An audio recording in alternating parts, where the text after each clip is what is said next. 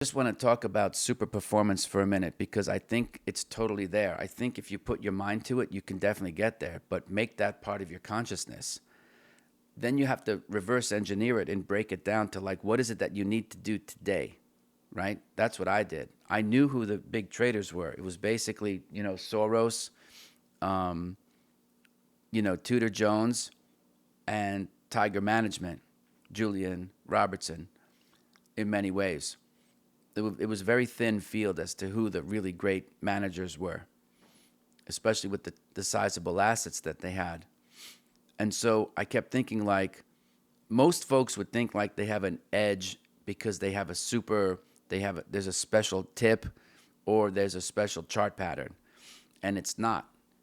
You can find an edge into any particular pattern. The key is you have to trade it to make it yours, right? We're all looking at the same damn chart, right? And if you're looking at Bitcoin or Nvidia, it's not like that there's 10 classes of the security. We're all looking at the same chart. So you can uptime and downtime all you want. Ultimately, it's going to come down to how you execute your trade on top of that chart. Like I said, it's not the chart. You are the asset. You are what matters. Don't put pressure on yourself to think like that it's something that's outside of you. You're what matters. Think about it. When professional allocators allocate money to traders, it's not because of the tickers that they trade. They could do that already in house. It's because of the uniqueness that the trader brings to the table, right? When Bruce Kovner left Commodities Corporation to found his own company called Caxton in 1983, Helmut Wehmeyer and the folks at Commodities Corporation grubstaked him with money, not because he had, you know, some kind of special insight on the yield curve, but more importantly, how he traded that and what results he was able to get over years, and especially he kind of made, I don't know that he invented it, but he certainly popularized the carry trade in currencies with a decent degree of leverage as well. So I think by all means, I know you can do it. I absolutely know you can become a super performer. But in order to get to that level, you have to do some of the basics first. You have to know how to hold the racket. You have to know how to serve the ball. And it's very difficult to make that leap, right there.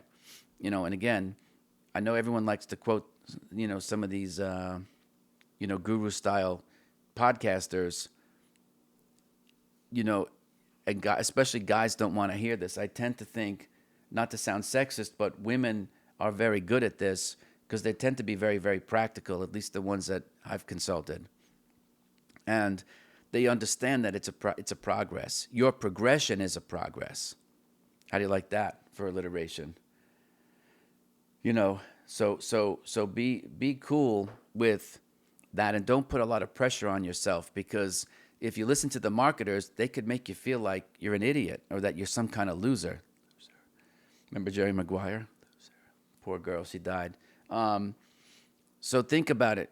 Kelly Preston, I think was her name.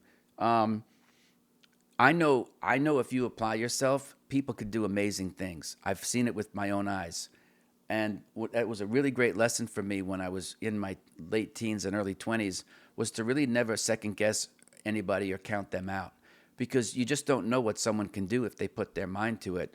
The thing is, and this is why I spend so much time doing this, I spent hours and years doing stuff that didn't matter because I didn't have any. I had the direction, I had the intention, but I didn't know what was efficacious or not. So I went down every damn rabbit hole, which sucked because the opportunity cost was large in many ways, not just on a trade over trade basis, but year over year basis.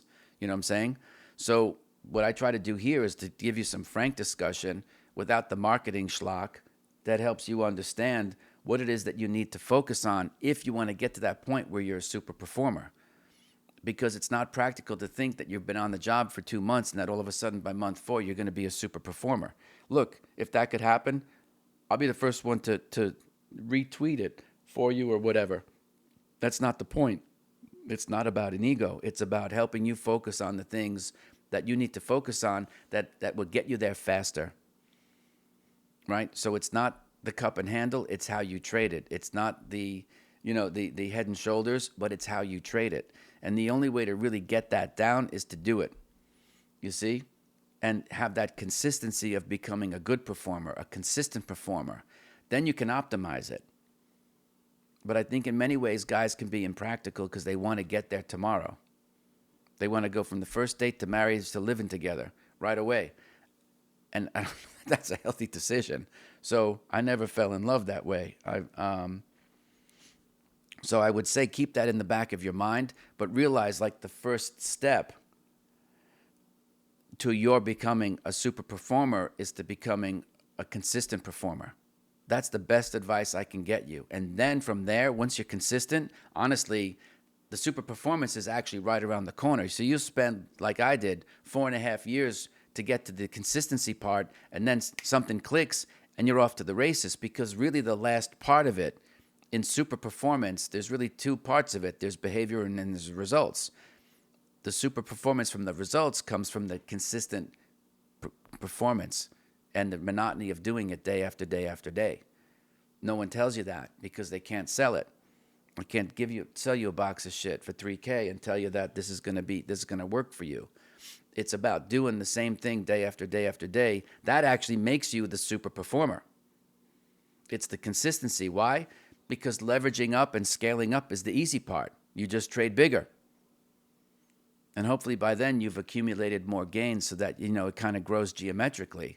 But if that's the key to super performance is super consistency.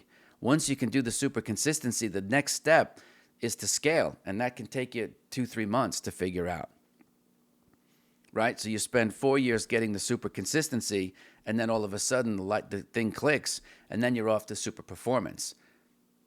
So that's what I would focus on if that's what your mindset is and if that's what your intention is. But just also keep in mind that you don't want to do stuff out of ego. If you can do this and not tell anybody or not share it in any group or Telegram, then you know that you're not doing it for ego. You're not doing it for the praise. You're not doing for the, hey, nice trade, bro. Because all that stuff too is kind of like news on headlines. It's here today, gone tomorrow. It doesn't really mean crap because you have to replicate tomorrow. And oftentimes I can share with you the money that I've made, especially like 05, 06, when China was buying up all the commodities. A lot of that money that I made was being in the right place at the right time. Why? Because I just did consistent behavior. I didn't know the markets were going to take off the way they were. And I would, do as well as I did. I was just doing the same damn thing that I had been doing 17 years before, what have you, and have modified somewhat, coming into today's day and age. So that's the hard reality, is that you can definitely do it. I believe in you. I believe if you're willing to do the work and you're looking at yourself and you're looking at the data, you're looking at studying your behavior, super performance is absolutely the case and is likely the end result. However, you have to get to do the super consistency part first.